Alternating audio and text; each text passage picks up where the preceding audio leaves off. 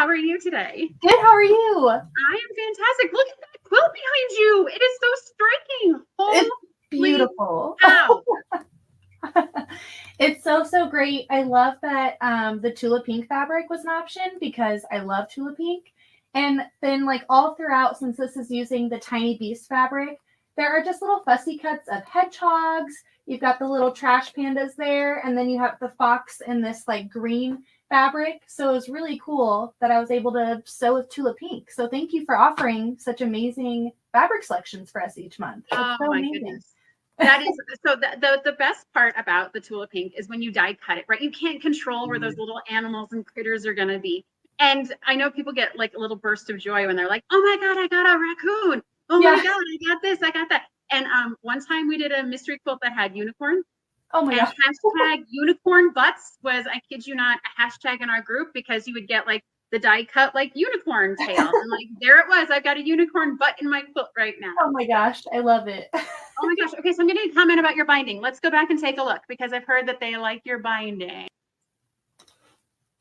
So it's the striped fabric, and I love how you all cut that or like supplied it so that I could cut it in this way and have the stripes going this way all around the border of the quilt. It's just a really fun element, and I think it borders it really nicely as well. So again, like you supply the fabric and the selections, and so I think you all did a wonderful job with, I mean, everything even down to the binding is like superb with Cotton Cuts. And then I used some Tula Pink backing of my own, which is fun little flamingos, but it looks so good. Oh my gosh, the value of your backing, I'm looking at it, I love that flamingo print, and I'm like, oh my gosh, like if I was to buy that online, it's like $200, but I love the flamingo fabrics. It's perfect for that. And we called it Petting Zoo. And people were kind of like, why Petting Zoo? And I'm like, oh, it's got all these little critters in it, all these little animals. I love it. All right, so Beth, tell us what your favorite part is about the Puzzle Mystery Quilt. I love how it's just very stress-free. I feel like I'm constantly working on a lot of stressful projects that have deadlines and they're very like time intensive. I love that when this comes time to work on each month, it's like, whoo, okay, I can like let my hair down, relax, start sewing, have a good time. And at the very end of the program, I have something like this, which is just insane that I pieced this little by little. But I think it would just definitely be how easy and fun it is. It really is. Well, so imagine the quilt behind you, right? So you see it in a quilt shop. You're like, I want to make that. And you buy all the fabrics. Yep. And you have all this yardage stacked up. And then you get to the instructions and it's like, cut 125 squares and then cut them on the diagonal. And you're like, nope, not today. And it just gets pushed off to the side. You're like, maybe next week. And so I feel like, right, that's super complex, right? You would have to commit a chunk of time, especially someone like you and like me who doesn't have a lot of time. Yeah. Like with kids and families and whatnot. Like it comes and you're able to create this masterpiece in just 10 months. Yeah. Right. And that's one of the things I really like about it. Because I would see that, I would buy it, and it would never get done in my house. See, I would see it, and I was even telling my husband this the other day, almost verbatim what you just said. I was like, look at it. Isn't it so beautiful? I never would have pieced this traditionally because it would have just been a headache. Like, it's beautiful, but it would have been a headache if I had to go the traditional route of buying the fabric, cutting it, putting it all out there. So, yeah, I love how you make it possible for us to have these very intricate, beautifully designed patterns. Way to go, Sheila, for all of us to make, and to make it easy is just such a blessing. So thank you. Yes. Oh my gosh, you are very welcome. Thank you so much, Beth. How can people find you to catch up with you and all your adventures? You can find me on Goody Goods. I'm on YouTube, not a lot, but I am always on Instagram showing quilts that I'm working on. And yeah, I think that's about it. Oh my gosh, Beth, you are a joy and a pleasure. It's always a breath of fresh air. Thank you so much. And thank you for sharing your quilt with us. And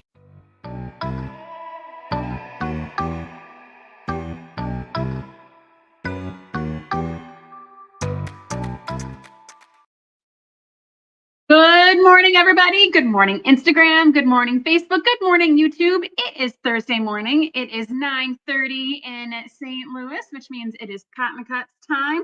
If everyone's having a great day. It is deep in the heart of summer here in St. Louis, gang. It is hot. It is humid. It is the way summer is meant to be. I see lots of folks that have checked in this morning. Good morning, Greta. Good morning, Jana. Good morning, Terry. I appreciate everyone hanging out with us today. We are going to start, as we do every week, with 2 questions that have been submitted by you guys. Head to cottoncuts.com/live to submit your questions. These are handed to me as I sit down. Paula likes to keep me on my toes in the morning, make sure I've had enough coffee. And so we read them together. So let's see how this goes this morning. All right, our first question comes to us from Betty Forthouse from Denver, Colorado. Good morning, Betty. Thank you so much for your question. I'm trying to sew a quilt for my niece, and I am wondering how to decide on each block. Do you have a good rule of thumb when considering a new quilt design? Okay. Hold on, I want to go through that one again. So sewing a quilt for her niece, and she's wondering how to decide on each block. Okay, so I think, Betty, there's going to be 1,000 answers that we can get from everyone about this, because we've all made quilts for someone else in their life, and it's I think it's how do you decide on each block? I'm going to say, how do you decide on the quilt for your niece? And so there are a couple different things to consider when you're gifting a quilt to someone. And so, what is their preferred color palette? Are you looking at making a quilt for them for today or for 10 years from now? Are they at a phase in their life where they are 8 years old and their tastes are going to change super rapidly over the next 10 years? Or are they, just graduated from college? Are they married? Do they have kids? And do their kids have teams in sports? And what are they going to do with what you are making them? Because you don't want to give a gift that is going to sit in a box and be unused. So my first kind of thing I ask myself when I'm giving a quilt, especially a larger quilt, is what is this quilt going to be used for? And what is going to get the most life from the recipient? So what are they going to use it for? What colors do they like? Is it a now color? Like, we all know that color trends come and go. Or is it a color that's more everlasting for them? Have they loved purple since they were 5 years old and they're now 30? When it comes to actually how complex to make each block, I think it depends on who is receiving the quilt as well, because there are some people that super overly complex is not going to be exciting for them. They're not going to get motivated. They want something simple. They want something more modern. They want something more picturesque, if you will.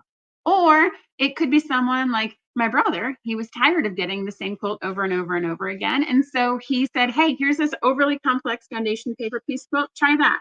And so I think it depends on what they're going to use it for, what the personality type is like. And I know that this is going to sound strange, but maybe you can ask them, right? I think oftentimes we want it to be a surprise. Like, we want to hold this massive project as a surprise because we want to see them open and we want to see that face of awe. But I think when we do that, we sometimes do ourselves a disservice, because for every awe, there's an equally opposite, I am sad with what I have received. And so I think if you really want to maximize the happiness, I don't think there's any surprise given away in telling your niece that you're making her a quilt for some special event. Because if it's your niece and she knows you, chances are she's expecting a quilt, right? I feel like that's the other part of the equation. If you're a quilter and your family knows it, they're going to expect a quilt from you. And so I don't think there's anything wrong with disclosing that you plan on making someone a quilt and kind of getting their feedback and getting their opinion as well. So Betty, I hope that helps. I think I kind of meandered around a little bit, but we really kind of hit on, if you're gifting a quilt for a family member, kind of what approaches should you take? Thank you, Betty. If that question is not what you were asking, find us, put in the comments, and I'm sure other people have awesome ideas to share with you as well. Thank you. All right, our next question comes to us from Norma Wright from Houston, Texas. Houston is hot right now. I was just in Texas a couple weeks ago. If I just like to sew the quilt tops and not add batting and backing, and am I still considered to be a quilter? I've heard all different things. Oh, Norma.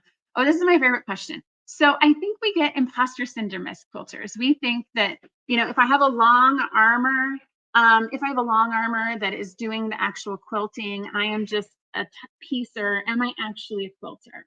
Because technically the definition of quilting is sewing the 3 layers of fabric together. You've got the top, you've got the batting, and you've got the middle. That's the quilting process. And I think for some reason, we like to just think that we're not good enough by saying we're just piecing the tops.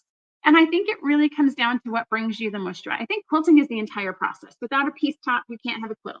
Without the 3 pieces together, you can't have a quilt. Without the binding, you can't have a quilt.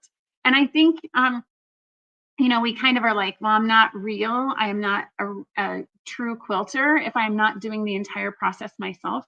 And I feel like in this day and age, wherever you seek joy in the quilting process. I mean, I can see someone defining themselves as a quilter and their whole purpose is to personally shop for fabric for a quilter, right? That doesn't make them any less of a quilter. They're still part of the process. And I think wherever you add the most value to yourself in the process defines you as a quilter. I am, to be clear, and transparently, I am a master top piecer. I will make a quilt top every day of the week. And in my room, I have a stack of quilt tops this big that are just waiting to go to the long armor, and they will eventually make it there. Doesn't make me any less of a quilter. I am still doing all the complex math to cut and sew and piece and going through all of the process that we all go through of picking a wrong fabric that looks not so great and trying to fix it and, you know, running short on fabric. I do all those things. I think that's all part of the quilter's journey. And just because I'm not piecing the 3 layers together doesn't mean that I am not a real quilter. I see a question from Janet. Did you bring your sewing machine with you? I think that's because on Facebook and YouTube, you guys can see the sewing machine hanging out over here.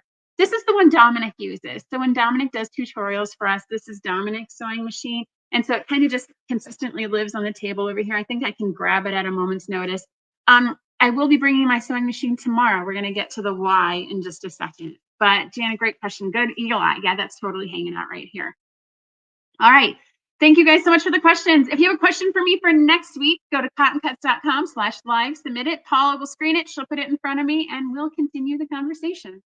All right. If you're watching us on Facebook and on YouTube, don't forget to give StreamYard your permission so we can see. And Catherine, see, this is a perfect example, right? Catherine has granted permissions and I can see that she's asking, don't let the quilt police ruin your fun. Quilt away, even if it's just the top. Absolutely. I think it's where do you experience joy? And if your joy, if your jam, if the thing that gets you out of bed is sewing binding, go to a quilt guild. You're going to find lots of people that are going to let you do what you love doing. All right, fantastic. Don't forget to stay to the end. We're going to have a giveaway. This week, we're giving away a $25 gift card to our shop. We have a fantastic question queued for that. So what's going on around me? What's going on behind the camera? All right, so tomorrow we're doing something new. This is going to be crazy. This is going to be something we've never done before. This is one of these, like Kim and Paula were sitting in a room and had a crazy idea. And so we're going to do it. So tomorrow I am going to be having Sean, the guy who sews, Sean Ironmonger is going to be joining me. And we are going to have a live sewing challenge. So Paula has picked a quilt block out from us to sew. We have been given 2 colors to pick to make this block. All I know is that I have red and orange and he has red and orange. We are going to get together and we are going to stitch together this block. I'm going to be at my machine. He's going to be at his machine. And then we're going to show the blocks at the end of the show. And you guys get to vote for which one was your favorite. If it's mine, like there'll be a vote and then we'll go over all the process and whatnot tomorrow. But if it's mine, then we'll donate $250 to So Powerful, the Cotton Cuts partner charity. And if it's Sean, then Cotton Cuts will donate $250 to Sean's charity of choice. And so the idea is we're just going to have fun with this.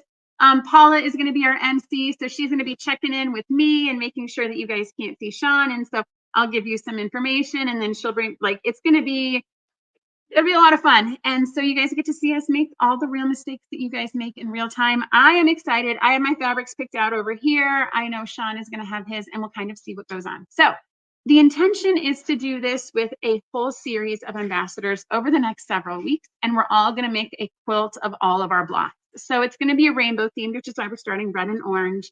Then we'll do yellow and green, and then we'll keep going through the rainbow. And the end, we'll have an awesome quilt that we will auction and raise money for charity. So be with us, but also be patient tomorrow. We're doing it the first time. It could go well. It could be an utter disaster. But at the end of the day, we're going to have finished sewn blocks and we're going to donate money for greater good.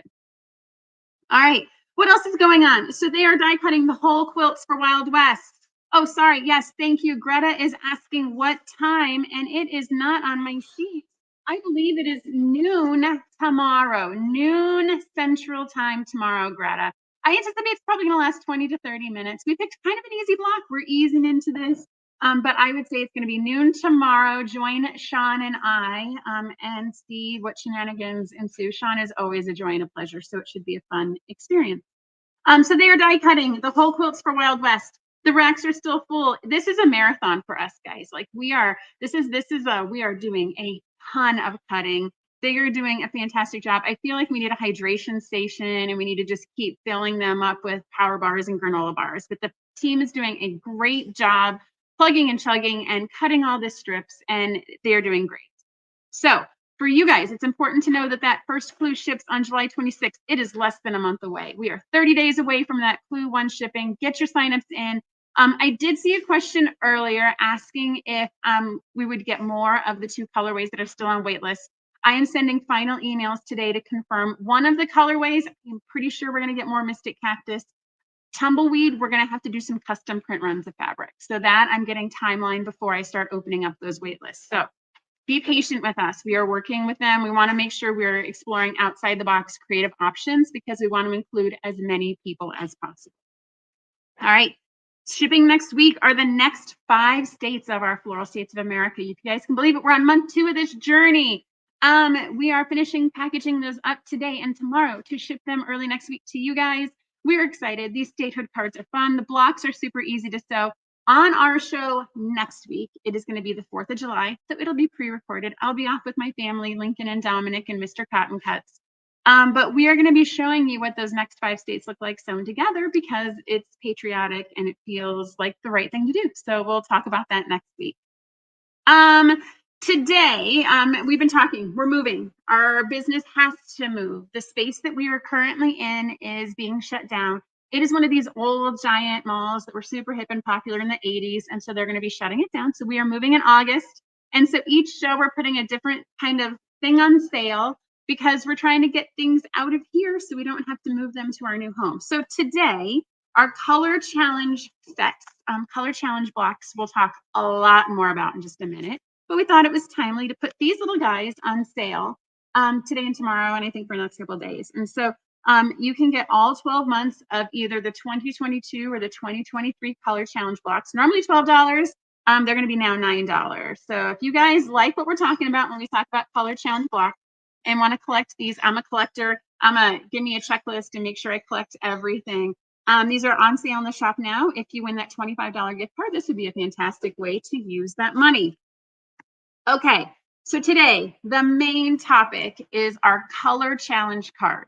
And so these are things that we have shipped in every package that has ever left Cotton Cuts. This is something that our team from the very first month, from the very first shipment that left here has included a color challenge card.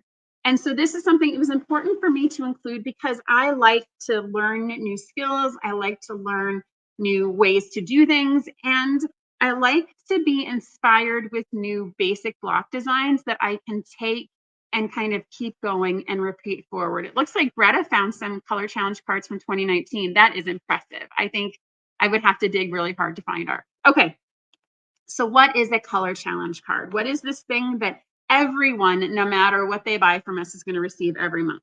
And so it is a little fancy dancy card, 4x6, so roughly recipe card size. And we ship one every month, and it has a basic block design that's pictured here. It has cutting instructions, which are hard to see on the cell phone and hard to see on some of the cameras. Trust me, there's cutting instructions here, and then simplified sewing instructions here. And so when we came up with this, we knew we wanted to put blocks of variable skills together, but we wanted to simplify the instructions because I've been in patterns where it's like this whole thing would be filled with the words it takes to sew it. But what we wanted to do was trust the process, make these more for a medium to an advanced quilter, that if I cut this and I sew it in this order, I'm going to end up with this block.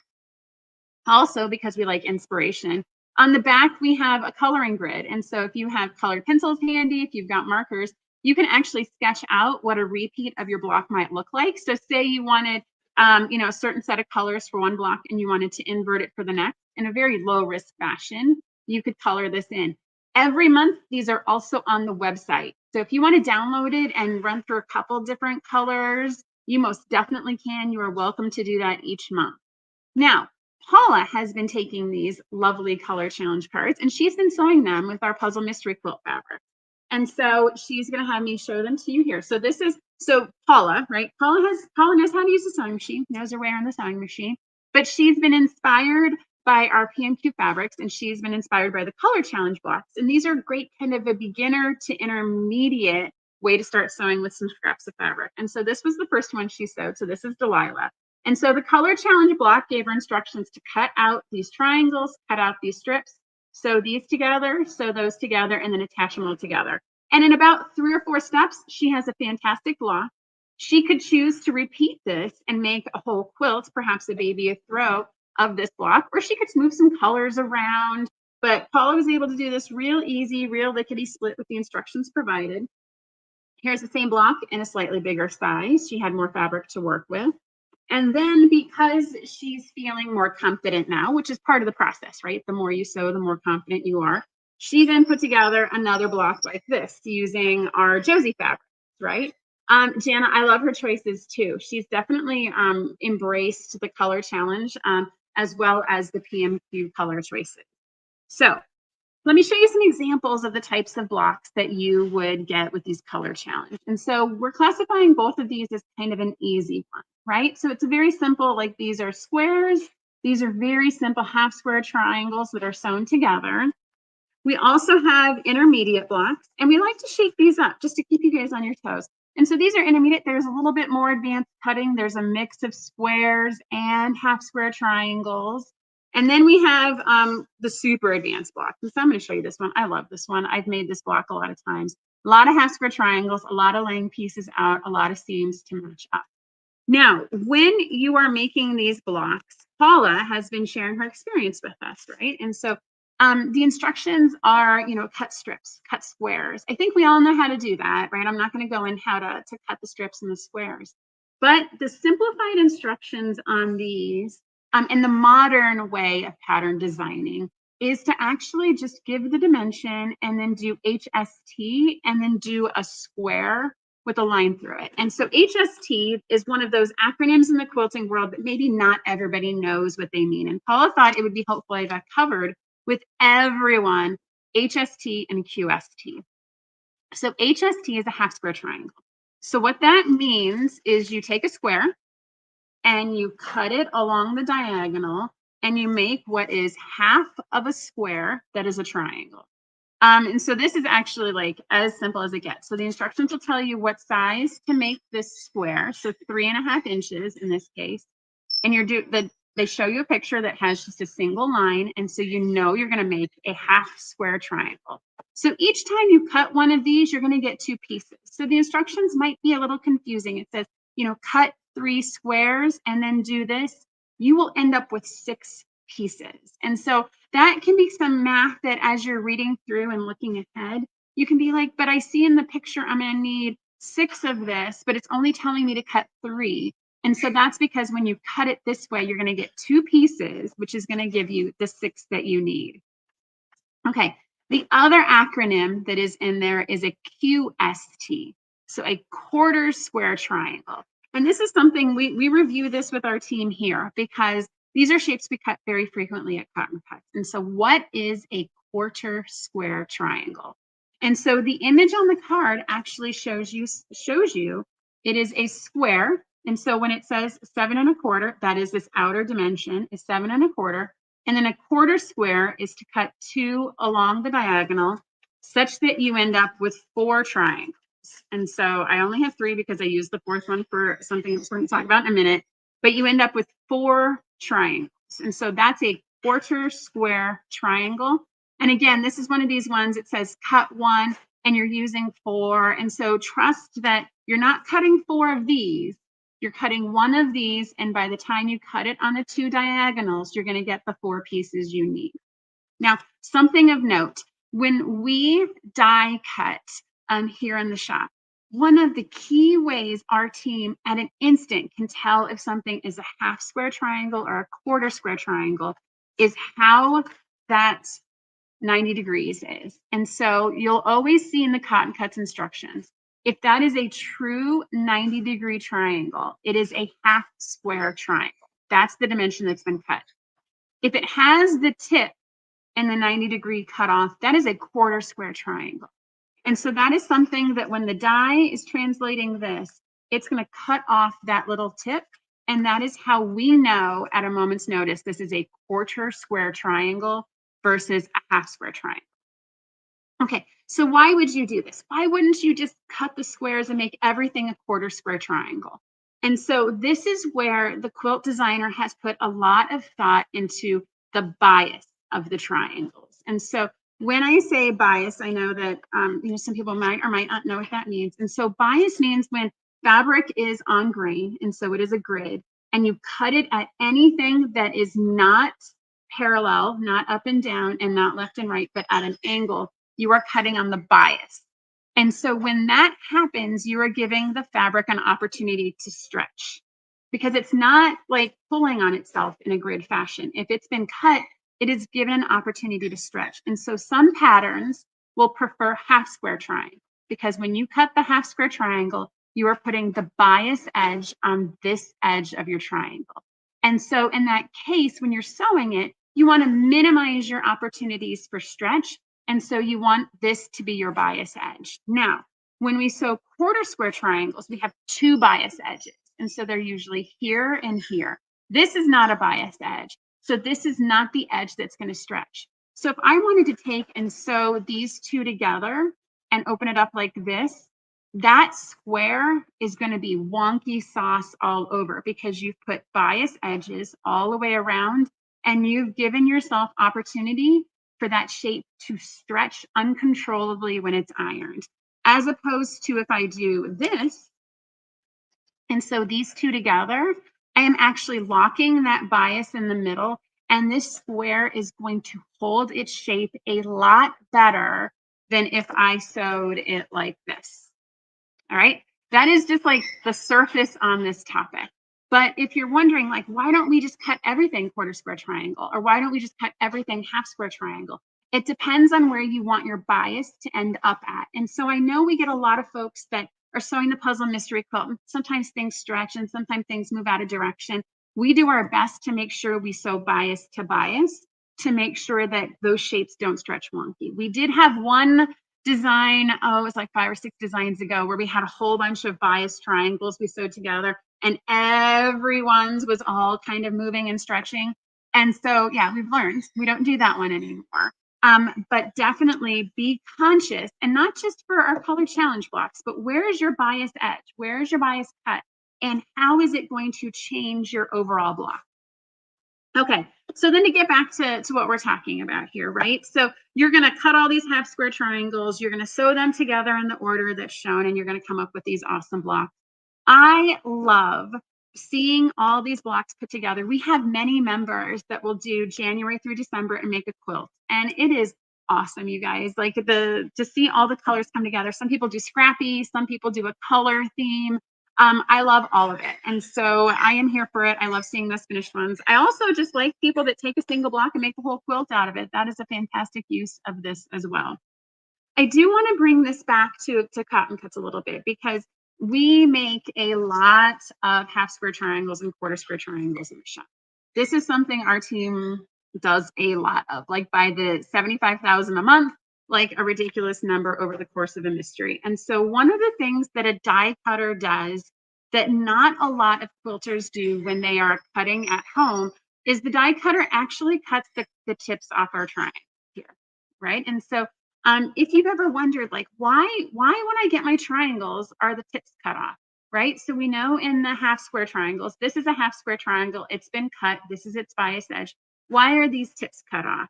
Why in the quarter square triangle is that tip cut off?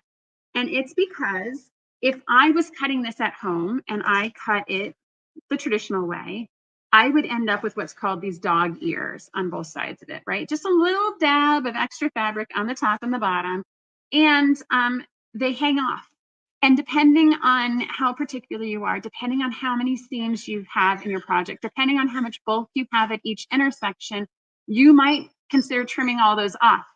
And it wasn't until I did a Bonnie Hunter quilt and had to do that 500 times that I appreciated that when it comes off a die cutter, you don't have those dog ears because those cut edges here line up and there's no extra fabric hanging over. If you stitch them on that 1/4 inch, you're not going to have any dog ears. You are not at all going to have to trim that extra fabric and that extra bulk at all your intersections. So if you wonder why we do that, It's because it saves an extra step, right? So not only are we die cutting everything at the beginning so that way you can sit and sew, but you're also not having to trim the squares at the end.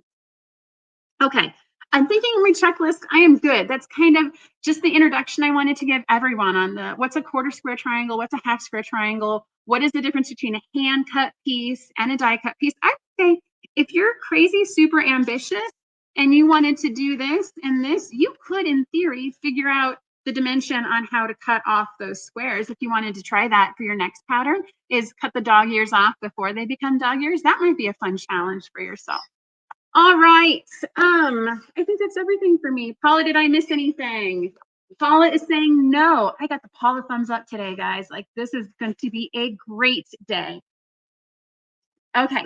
Paula is saying that when she sewed her blocks from the snippet, she had a lot of dog ears, and so she had to go through and trim it. So she appreciates the value of a die cut shape and not having to trim all the dog ears. All right. So today we're going to give away that $25 gift certificate to our shop.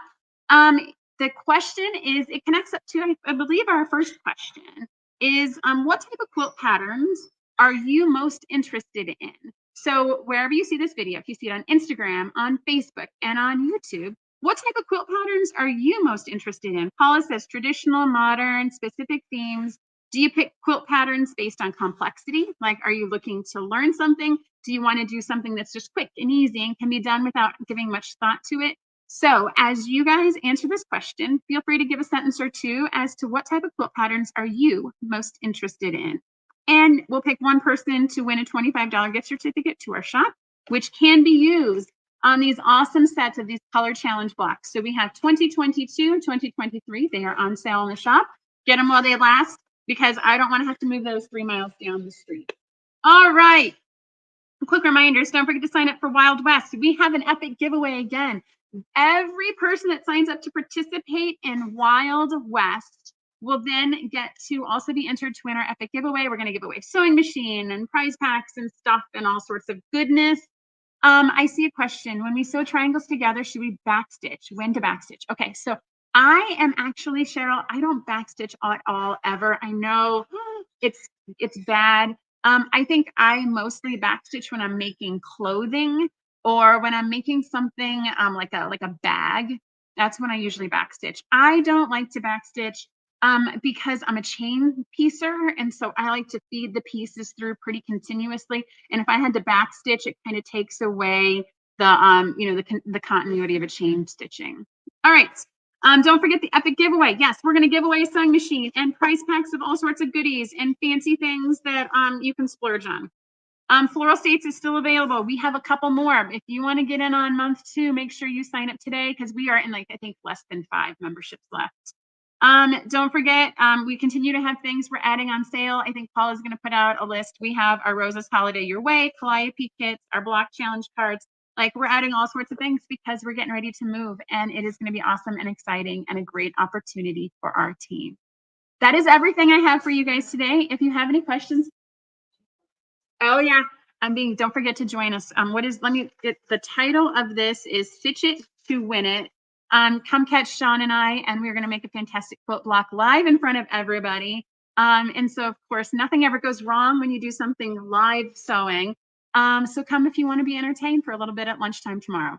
All right, that's it for me, guys. Thanks so much. Have a great day. Happy sewing, everybody.